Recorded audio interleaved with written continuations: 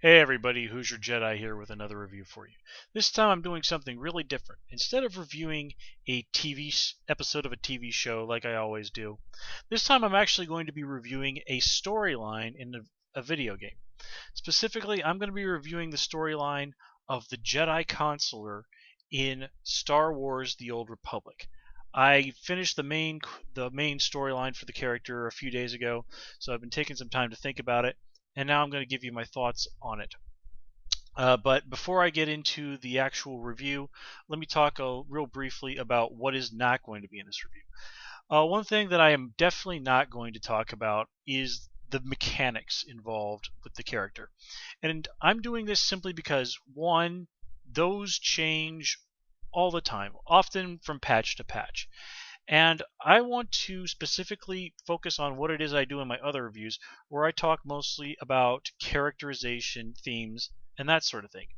And that overall, I'm guessing, is probably not going to change very much over the patches. So anyway, let's continue on. As I said, I played the Jedi Consular. I played a male light side Jedi Consular, and while naturally your choices and your decision to affiliate with either the light or the dark side does impact the story in some ways, the overall grand arc of what happens with the Jedi Consular story doesn't really change that much. So, one more little disclaimer before I continue on in things. I'm not going to spoil any of the huge major surprises that happen over the course of the story, but I am going to have to talk about some details of the story in order to do this review properly. So, if you don't want any little detail of the Jedi Consular story spoiled for you, then now's your chance to back away.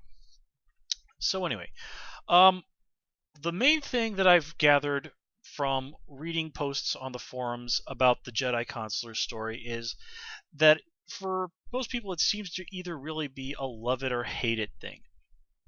And my personal observation as to why some people don't like the Jedi Consular story is that they just find it boring.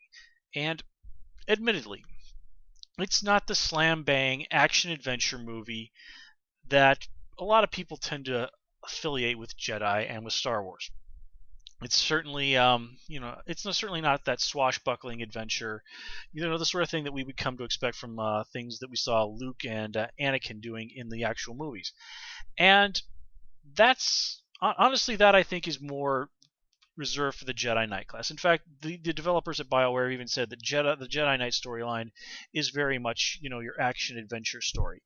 The Jedi Consular story, however, more focuses on, as it says in the preview video for the class, focuses on uncovering the mysteries of the Force, of rebuilding the fragmented Republic to stand against the Empire and the forces of the dark side.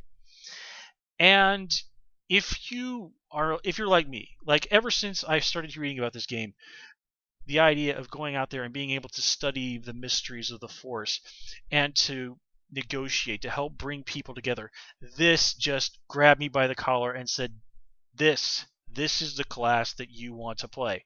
And I was fortunate enough to get into the beta for the game, and the first time I did indeed play the Jedi Consular, and I had a great time. So naturally, it was the one I came back to. And again, it's a different kind of Star Wars tale than the one we're used to, relatively speaking. It's certainly a different slant on where we're more focused on the more action-oriented Jedi's like Anakin and Luke. Here we have what if people have more genuinely accurately called the more cerebral Jedi. Frankly, if I had to sum up the Jedi Consular, really, I would more call it the Obi-Wan Kenobi fantasy. And yes, I am perfectly aware that technically Obi-Wan is classified as a Jedi Guardian in Star Wars lore. Okay, let's not focus too much on those little details. I will just want to acknowledge that I am aware of that. Getting into it all, when I first started playing this, I was very excited. It did give me that feeling of what it would be like to be a Padawan. Now, granted, apparently I'm a little old for a Padawan, but things in the time of the Old Republic work differently than what we're used to in the give or take some years around the Battle of Yavin Star Wars. So, that's understandable. And it is even explicitly mentioned in the game several times that the Jedi are sort of bucking the trend out of sheer necessity and taking in adults. You even meet a woman who is very much an adult who explains that, yes, she only became a Jedi last week. So I don't really mind that deviation. But I did, as I did say, I did enjoy that story of getting the idea of what it's like to be a Padawan, of being introduced to my master, and starting to form a little bit of a bond with her. Of course, the problem is, as is so often the problem with video games and MMOs, the people who are more powerful than you, more experienced than you, all find some reason not to help you and send you, the horribly unqualified new guy, off to do insanely dangerous things that you really should have no business doing. And, you know, that's really just an unfortunate necessity of the genre. But I do sort of wish they could have smoothed that over a little bit more in terms of storytelling. Another criticism that people have leveled at not just the Jedi Consular class, but quite a lot of what's going on in this game, is that your character seems to advance through the ranks very quickly. And while I admit this is very true in the Jedi Consular story, if you compare it with, say, the story of the bounty hunter, well, you start off there as sort of a young hotshot and you work your way up the ladder. But as a bounty hunter, you're constantly proving that you have the chops.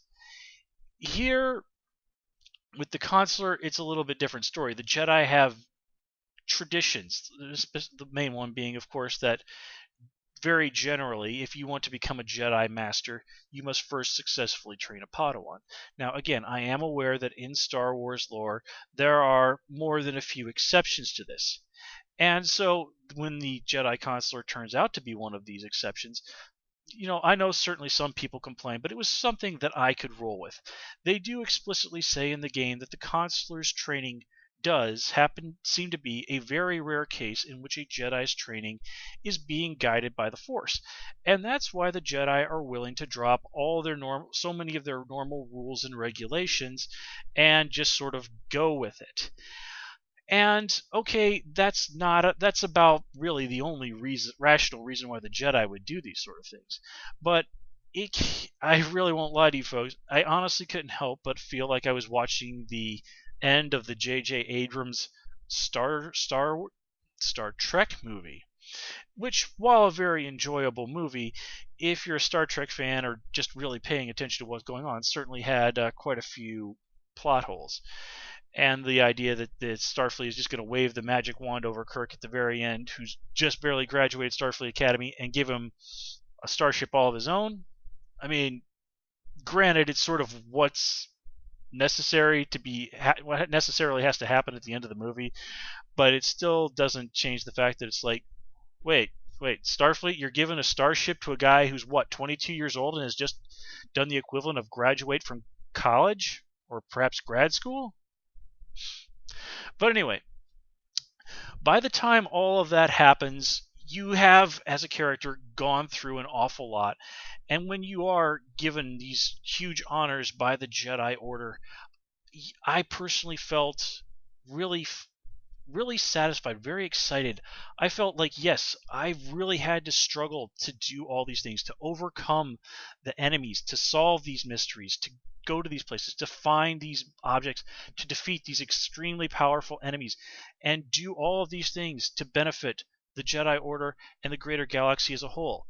It just felt so satisfying.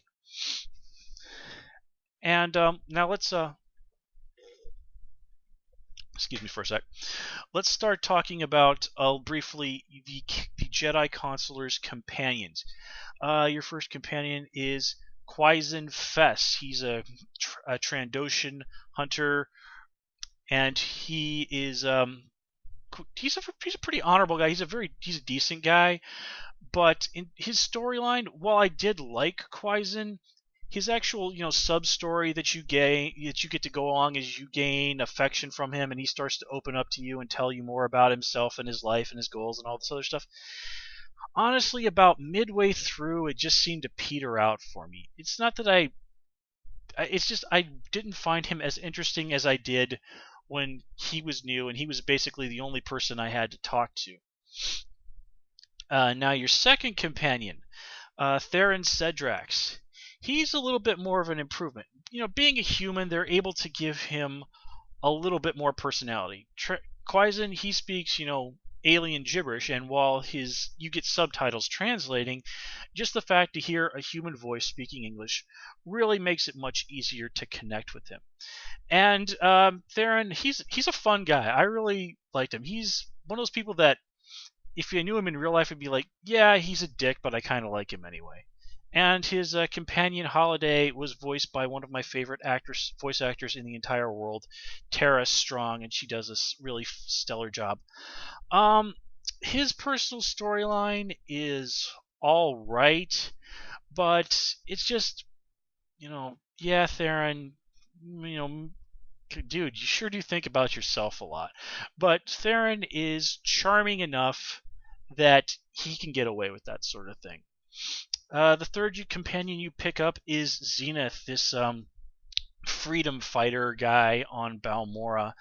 And Zenith, honestly, I did like Zenith. I actually thought Zenith, as the story goes along, he gets more and more interesting. And it's interesting to see his turn from revolutionary to politician.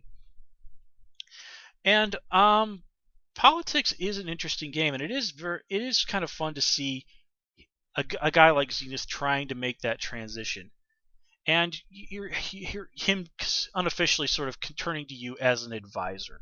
So I thought that was quite a bit of fun. I thought Zenith was, of the earlier companions, one of the most well done. Your fourth companion is Felix Arizo. He's a Republic soldier that you meet on Hoth. He's actually got a fairly interesting mystery going on with him, and I actually ended up liking Felix quite a bit. Felix is really the regular guy in your little band of folks.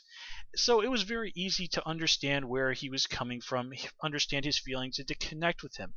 And I liked how he and my Jedi character seemed to form a very good, genuine bond of friendship. Now, your last character is a girl, Nadia Grell, who ends up becoming your Padawan. To talk about her stories, I'd really have to spoil some major developments. I won't do that. I will say that I liked Nadia, but she definitely is a character that comes on pretty strong. And seeing as how she's the male consular's only romance option, it's very much a take it or leave it. And unfortunately, if you decide you want Nadia's approval, it's not hard. Just showing her any sort of positive attitude or just behaving in a typically the way Jedi should will just absolutely shoot her approval of you through the roof. I think one dialogue choice netted me something like 824 affection with Nadia. That's like a full 8% of of maxing her with one dialogue choice, and it wasn't even really a big deal in the overall story. But that does lead me to one of my big complaints about the Jedi Consular story is that, as I said, if you're playing a male Jedi Consular, it's either romance with Nadia or nothing. And another complaint, and this is another one that people have leveled at this story, is that important characters like your master and such, after one point in the game, they just flat up and vanish, and you never hear from them again. And I have to say that is an entirely valid criticism, which did continually bother me throughout the game. Okay. That's all I really have had to say. Overall, I find the Jedi Consular to be extremely fun, extremely satisfying. I find it to be an extremely satisfying class to play. It's not going to be for everybody, but if you're willing to take things at a little bit slower pace in terms of storytelling, you'll have a lot of fun. Anyway, I'm almost out of time. Until next time, talk to you later, guys. Have a good one.